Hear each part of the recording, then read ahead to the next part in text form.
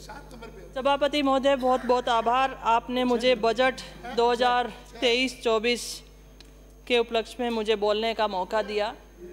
मेरे हाथ में बजट की कॉपी है और ये 170 पेज का बजट माननीय मुख्यमंत्री महोदय ने 10 फरवरी को जब पेश किया, इसको बहुत गहनता से जब पढ़ा जाए तो राजस्थान के अंतिम व्यक्ति, दूर दराज ढाणी में बैठे व्यक्ति तक इसका लाभ पहुँचे, इस तरीके से इस बजट को पेश किया गया। मैं माननीय मुख्यमंत्री का आभार व्यक्त करती हूँ। एक दिन जन सुनवाई में बैठी थी, विधानसभा क्षेत्र से काफ़ी लोग बैठे भी थे और एक व्यक्ति जो पीड़ित था आकर कहता है मुख्यमंत्री चिरंजीवी बीमा योजना के बारे में कि सादुलपुर से चलकर जब बीकानेर इलाज के लिए जाता हूं तो ट्रेन का किराया जरूर देना पड़ता है, पर बीकानेर में जाकर ये इलाज मुख्यमंत्री चिरंजीवी बीमा योजना के माध्यम से फ्री हो जाता है। और जब पेशेंट के साथ 2 या 3 फैमिली मेंबर जाते थे और वहाँ जाकर खाने पीने का भी खर्चा होता था, उसके लिए भी एक बहुत रोचक बात उस व्यक्ति के द्वारा कही गई कि इंदिरा रसोई योजना, अस्पताल में इलाज कराने जाता हूं और 8 रुपये प्रति व्यक्ति खाना खाता हूं, तो 5 व्यक्ति भी हैं तो 40 रुपये में हम 5 व्यक्ति भरपेट खाना खा लेते हैं।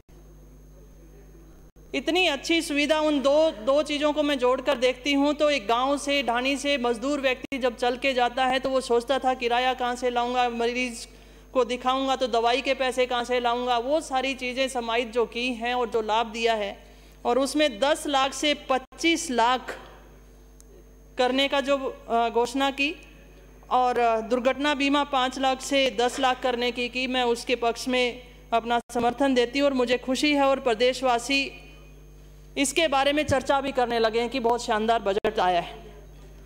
मैं इसी उपलक्ष्य में एक और बात आपसे करना चाहती हूँ। मैं राजस्थान के उस ज़िले से आती हूँ और मेरी कॉन्स्टिट्यूंसी जो है हरियाणा बॉर्डर पे है।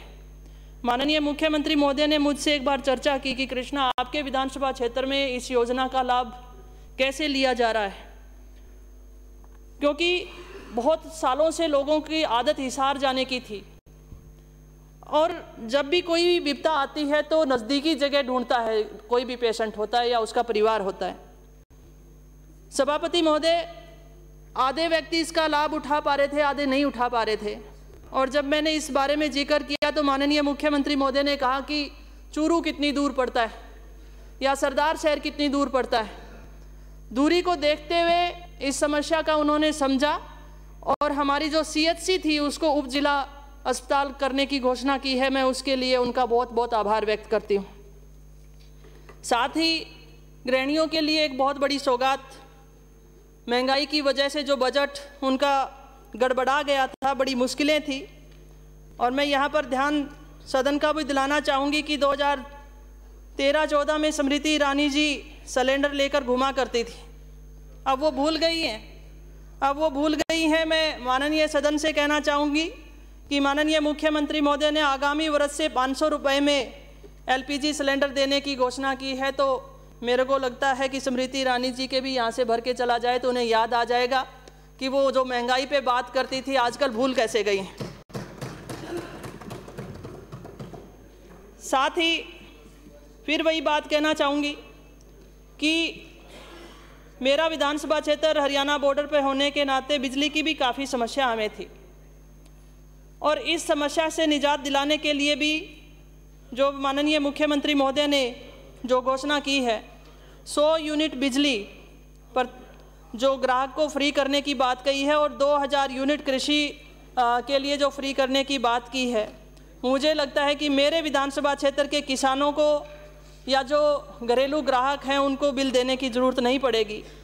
और इस समस्या का निस्तारण करते हुए उन्होंने सादुलपुर विधानसभा क्षेत्र के अंदर 220 kV के सब स्टेशन की घोषणा की है। और आपको ध्यान है कि आपके मंडेला से ही हमें बिजली आपूर्ति होती थी और वो समस्या का आप भी उससे अच्छे से अवगत हैं। माननीय सभापति महोदय, मैं आभार व्यक्त करती हूँ इतना बड़ी सौगात देने के लिए। और अगर मैं स्टूडेंट्स की बात करूँ, छोटे छोटे गांव से कोई भी स्टूडेंट निकल के बड़े शहर में जाता था कि वो अपनी अच्छी शिक्षा प्राप्त कर सके। और विशेष तौर से अपने वाचनालय की बात के लिए मैं ये बात कहना चाहती हूँ कि सावित्रीबाई फुले वाचनालय खोलने की जो ब्लॉक स्तर पे बात की गई है, एक उच्चतम स्तर का वाचनालय अगर ब्लॉक स्तर पर हमारे स्टूडेंट्स को मिल जाता है तो उन्हें अपने घर को छोड़कर दूर दराज नहीं जाना होगा। साथ ही अगर खेलों की बात की जाए, चूँकि ये युवाओं को प्रेरित बजट रहा, मैं बड़ी खुशी से बताना चाहूँगी कि आउट ऑफ टर्न पॉलिसी हर खिलाड़ी के लिए एक सपना होता है कि उसका भविष्य सुरक्षित हो, और खिलाड़ी को कब इंजरी आ जाए और उसका खेल कब रुक जाए उसे कुछ नहीं पता होता है। लेकिन आउट ऑफ टर्न पॉलिसी ऐसी पॉलिसी है जिसने युवाओं के भविष्य को सुरक्षित रखा है, और 229 खिलाड़ियों को हम अभी तक नियुक्ति दे चुके हैं। और इसमें और अच्छी बात बजट में माननीय मुख्यमंत्री महोदय जी के द्वारा की गई कि भविष्य में पदक विजेता जितने भी खिलाड़ी होंगे उनकी भर्ती हम स्पोर्ट्स विभाग में करेंगे। एक मेडल जीतने वाला खिलाड़ी अगर स्पोर्ट्स से जुड़ेगा तो भविष्य के अंदर हमें कोचेज़ की कमी नहीं रहेगी, और साथ ही विभाग को 100 कोचों की भर्ती के लिए भी माननीय मुख्यमंत्री महोदय ने घोषणा की है, जो कि एक उच्चतम स्तर की हमारे खिलाड़ियों को ट्रेनिंग दे सकें। साथ ही ग्रामीण राजीव गांधी ग्रामीण ओलंपिक और जो आने वाले वर्ष में हम शहरी ओलंपिक भी कराने जा रहे हैं, इन दोनों के लिए, क्योंकि राजीव गांधी ग्रामीण ओलंपिक जब हमारे हुए हर वर्ग ने इसकी सराहना की थी, हर वर्ग इससे जुड़ा था और एक उत्सव का माहौल राजस्थान में था। उसी से प्रेरित होकर और ज़्यादा से ज़्यादा खिलाड़ी हमारे राजस्थान में पार्टिसिपेट करें, 150 करोड़ का बजट का प्रावधान किया गया है, उसके लिए भी मैं बहुत बहुत आभार व्यक्त करती हूं। और माननीय सदन की तरफ से सभी सदस्यों की तरफ से ज़्यादातर स्टेडियम की मांग आती है। मेजर ध्यानचंद योजना के अंतर्गत मैचिंग ग्रांट 25 लाख की थी, जिसको 1 करोड़ बढ़ाकर किया गया है। उसके लिए भी मैं धन्यवाद देती हूं कि उत्तम कोटि के हम स्टेडियम तैयार कर पाएंगे, इसके लिए भी बहुत बहुत आभार। सभापति महोदय, इसी बीच मैं ये कहना चाहती हूँ कि मेरे विधानसभा क्षेत्र में पेयजल की काफ़ी समस्या है, और विशेष तौर से सिद्धमुख क्षेत्र के अंदर। तो मैं सदन की तरफ से माननीय मंत्री जी यहाँ बैठे तो उनका भी ध्यान आकर्षित करना चाहूँगी, और माननीय मुख्यमंत्री महोदय को भी ज़रूर कहना चाहूँगी कि सिद्धमुख जो हमारी तहसील है उसके अंदर हमारे ग्राउंड वाटर भी नहीं है और हमारे पास सप्लाई वाटर भी नहीं है। उसके ऊपर गंभीरता से सोचने की ज़रूरत है। सिद्धमुख कैनाल के ऊपर भी मैं ज़रूर बोलना चाहूँगी। सिद्धमुख माइनर जो सिद्धमुख तहसील के अंदर आती है, लंबे समय से किसानों के लिए बहुत बड़ी पीड़ा का विषय है।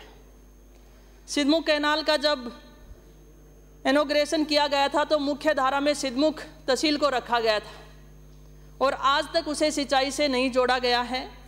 सभापति में मैं कहना चाहूँगी कि उसके ऊपर भी 100 करोड़ का बजट माननीय मुख्यमंत्री महोदय दें, और साथ में इरिगेशन डिपार्टमेंट का EN ऑफिस भी वहाँ खोलें, जिससे किसानों की समस्या का समाधान हो सके। जैसा कि मैंने पहले भी बताया कि सादुलपुर विधानसभा क्षेत्र से चूरू की दूरी जो है लगभग 65 किलोमीटर की है, और हमारे पास PG कॉलेज नहीं है।